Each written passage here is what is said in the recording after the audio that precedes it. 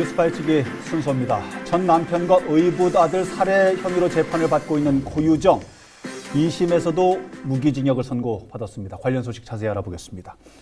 일단 2심에서 또 무기를 받았네요. 네. 1심과 동일한 형량을 받았고요. 예. 크게 전 남편 살인, 그리고 의붓 아들. 사체. 사체 훼손, 예. 은닉, 네. 그리고 의붓 아들 살해, 이렇게 크게 두 가지의 사건으로 나뉘어지는데요. 예. 항소심은 1심과 동일하게 판단을 했습니다. 그 전 남편 살인 사건에 대해서는 다 유죄를 다시 재차 인정했고요. 그리고 의붓 아들 살인에 대해서는 증거 불충분, 명확한 증거가 없다고 봐서 그 부분에서는 무죄를 다시 선고했습니다. 전 남편 살해 건에 대해서는 1심과 동일하게 역시 무기징역 네. 이렇게 판단을 내렸는데 의붓 아들 건에 대해서는 무죄를 내렸네요. 이번에도. 뭐 언론을 통해서 많이 보도됐지만 예. 의붓 아들 살해 사건에 대해서는 직접적인 증거는 없었습니다. 하지만 검찰에서는 예. 수사 당시에 상당한 이제 간접 증거를 확보를 했었고요. 대표적으로 현 남편의 모발 검사 결과 수면제 성분이 검출됐다. 네네. 그 시각에 고유정은 깨어나서 인터넷 검색을 하고 있었다. 근데 이게 지금 어떻게 보면 밀실 사망 사건이거든요. 밀실 사망 사건? 왜냐면 제가 살해라는 말을 안 쓴 이유는 어쨌든 항소심에서도 무죄가 났으니까. 무죄가 났기 때문에 제가 살해라는 말을 안 쓰는 겁니다. 밀실 사망 사건인데 우리가 뭐 혹시 추리소설 같은 거 읽어보셔서 아시겠지만 밀실 안에서는 그 안에 어떤 용의자가 딱 특정이 되잖아요. 그렇죠. 사망한 사람을 제외한 나머지 사람이 용의자가 될 수 있는데 예. 결국 현 남편 아니면 고유정 씨 두 사람입니다. 그렇죠. 그런데 그 현 남편은 자고 있었어요. 예. 그렇기 때문에 그러면 고유정 씨가 가장 유력한 용의자로 지목이 되고 그렇게 검찰에서 증거를 수집해서 특히 간접 증거를 많이 수집을 해서 항소심에서 다시 한번 설득을 하려고 했었는데 즉 재판부에게 유죄를 선고해달라고 요청했지만 재판부에서는 어떤 범행의 뚜렷한 동기라든지 그 의붓 아들에 대해서 말하는 겁니다. 뚜렷한 동기라든지 예. 범행 수단의 선택 예. 그리고 범행에 이르게 되는 어떤 그 과정 자체 예. 이런 것들이 직접 증거 없이 간접 증거만으로 판단하기에는 명확한 어떤 다른 추호의 여지가 없을 정도로 입증이 돼야 되는데 검찰이 제출한 간접 증거만으로는 그 정도 단계까지는 아니다라고 본 겁니다.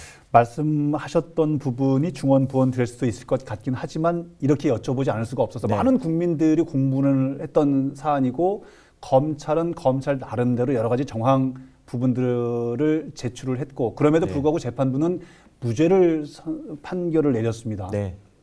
재판부가 무죄 판결을 내렸던 지금 말씀처럼 그런 이유가 있겠지만 또 다른 이유가 또 있는 건가요? 그래서 저도 일단은 판결문을 입수하지 못했고요.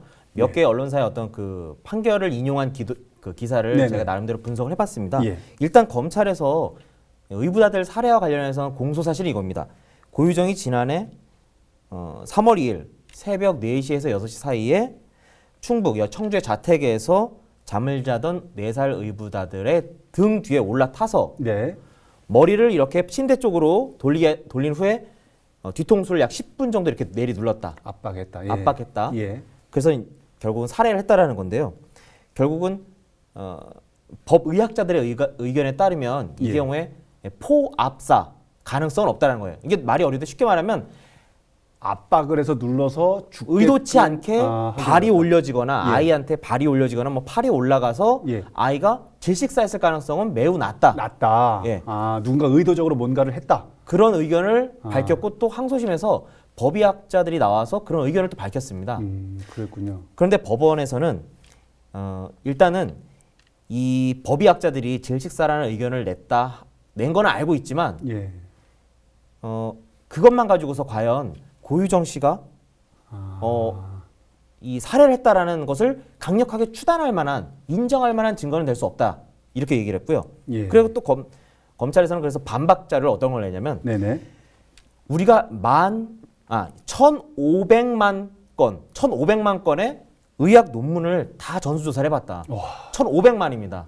어마어마. 그런데 만 4세의 어린아이가 성인의 몸에 눌려서 포압사할 경우 그러니까 예. 우발적으로 예. 사망하는 건수는 그 전수조사에서 한 건도 없었다.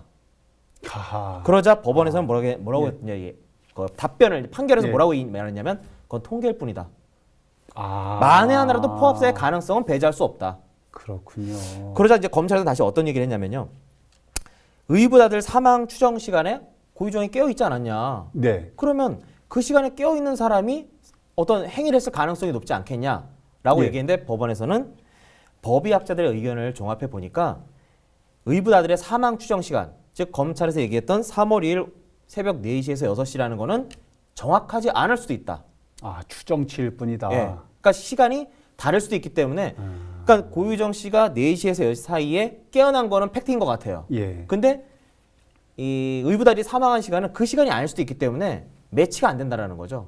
여러 가지 말씀을 좀 종합해보고 그 상황에서 궁금한 부분이 하나가 딱 떠오르는 부분 중에 하나가 그렇다면 재판부는 고유정의 의붓 아들을 사망케 하는 직접적인 어떤 동기나 원인 이런 부분들이 좀 부족한 거 아니냐 여기에 초점을 뒀다는 얘기입니까? 그 부분도 있습니다. 즉, 그 검찰에서 제출한 현 남편에게 보낸 문자 메시지나 현 남편에 대한 어떤 적개심이나 증오의 감정을 담은 메모 예. 그런 걸 토대로 그 감정이 고스란히 의붓 아들에게 전달돼서 이 사건의 살해를 한 것이다라고 주장했지만 그거는 두 부부간의 어떤 그 감정일 뿐이고 오히려 고유정 씨는 현 남편과 좀 단란한 행복한 가정을 꾸려보려고 했던 과정에서 일시적으로 그런 어떤 부부에 간의 어떤 불화가 있었던 뿐인데 그 회복의 의지가 있었기 때문에 그 의붓 아들을 사망하게 되면 다 끝나는 건데 네네. 그렇게까지 보여지진 않는다. 그 어떤 문자 메시지나 메모를 가지고서 의붓 아들을 살해했다라는 동기로까지는 보이지 않는다.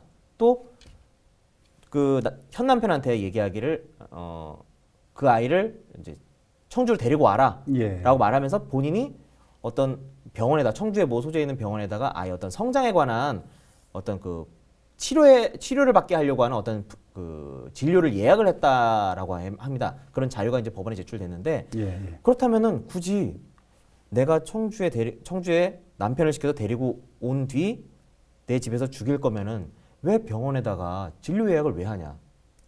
그러니까 재판부에서는 이게 좀 검찰 측의 주장이 상당히 그럴 수도 있겠구나라고 생각이 드는데 반면 이런 측에서 생각하면 아닐 수 있는데 아닐 수도 있는데라는 부분이 전혀 없어야지만 판결을 내리는데 그렇지 않기 때문에 이게 제 나름대로 표현은 이렇습니다. 적어도 고유정이 의붓 아들을 살해했다는 것이 어떤 산술적으로 표현할 때 95% 이상은 확신을 줘야 된다. 앞서서 소개를 해주셨던 내용 중에 하나가 법의학자들의 증언 이 부분을 재판부에서는 완전 신뢰할 수는 없다 이런 상황도 있었었는데 그렇다면 법의학자들의 증언이 불필요한 거 아닙니까? 그러니까 재판부에서는 상당히 조심스러운 판결을 내린 겁니다. 그러니까 이 사건 사망 원인이 질식사라는 그러니까 자연사가 아닌 질식사라는 건 인정을 했는데요. 네. 그런데 이 부검 결과를 토대로 해서 사후적으로 어떤 검증하는 이 법의학자들의 의견만 가지고서는 다른 어떤 결정적인 증거가 결합되지 않은 상태에서 그 의견만 가지고서 고유정 씨가 살해했다. 단정짓기 좀 곤란하다. 우선은 의붓 아들 건에 대해서는 무죄가 나왔기 때문에 가족들의 심정은 이루 말할 수 없이 또 아플 것 같은데 반응이 나와 있나요? 어떻습니까? 그 기사를 보면요 그렇게 나와 있더라고요. 그 1심 판결과 동일하게 방청석에는 가족들 그리고 또 변호인들도 나와 있었는데 판결이 역시 의붓 아들 살해 쪽에서는 사례와 관련해서는 무죄 쪽으로 나오자 좀 그 유가족들 입장에서는 탄식이 나왔고요. 그리고 현 남편은 거의 무죄 판결이 1심과 동일하게 나오는 상황을 좀 직감한 그 상황에서 끝까지 결과를 듣지 않고 그냥 방청석불 나왔다고 합니다. 고유정 측의 반응은 어떻습니까? 고 씨는 담담한 자세로 판결을 들었다고 합니다. 그리고 나서 판결 선고 직후 이제 대기해갖고 이제 10분 뒤 이제 호성차로 올라갔는데요. 네. 그 사진을 놓고 이제 기자들은 그렇게 평을 했더라고요. 뭔가 체념한 듯한 얼굴로 호성차에 올랐다. 체념한 듯한 표정이었다. 네. 의붓 아들 건은 무죄. 전 남편 건은 지금 무기징역인데 지금 이렇게 되면 상고를 검찰 쪽은 무조건 가려고 하겠지요. 일단은 상고 기간이 선고한 날로부터 7일 이내에 해야 됩니다. 그렇습니다. 근데 뭐 여러 가지 해석이 분분하겠지만 검찰 측에서는 아쉬운 점이 많은 사건이에요. 그렇겠죠. 예, 그렇기 때문에 제가 봤을 때 상고할 가능성이 뭐 심리 미진이라든지 체증법칙 위반 등을 이유로 상고할 가능성은 꽤 있다고 보여지고요. 반면에 고유정 씨 즉 피고인 측에서도 충분히 지금 변호인과 검토를 해서 상고할지 여부를 아마 고민을 많이 할 것 같습니다. 전 남편 건에 대한 무기징역 이 부분이 과하다. 그렇죠. 혹시 그렇죠. 조금이라도 하하. 형량을 좀 낮출 수 있는 그런 여지가 방안을 있겠냐? 그렇죠. 아, 그렇습니까? 근데 한 가지 이제 이 판결이 좀 아쉬웠던 점은 그겁니다. 그러면 질식사했다고 하는데 외부적인 영향에서 질식사했다고 하는데 예. 그러면 세 가지 경우의 수가 이제 그거잖아요. 포압사냐 아니면 고유정에 의해 살해한 거냐 아니면 현 남편에 의해서 고의적으로 살해한 거냐. 그렇죠. 근데 1심 판결 두 개, 2심 판결은 뭐라고 했냐면 다 모르겠다. 아, 입증이 안 됐기 때문에 우리 재판부로서는 모르겠다라는 것이 답입니다. 여전히 증거를 더 가져와라. 그렇죠. 이런 취지이네요. 예, 그러니까 사망의 원인은 즉 질식사라는 원인은 밝혀졌고 그 안에 있는 사람은 특정이 돼 있는데 가해자는 누군지 모르겠다. 그런 상황이군요. 예. 알겠습니다. 자, 오늘 도움 말씀 함께 나누어 주신 박재성 변호사였습니다. 오늘 말씀 여기까지 듣겠습니다. 고맙습니다. 감사합니다.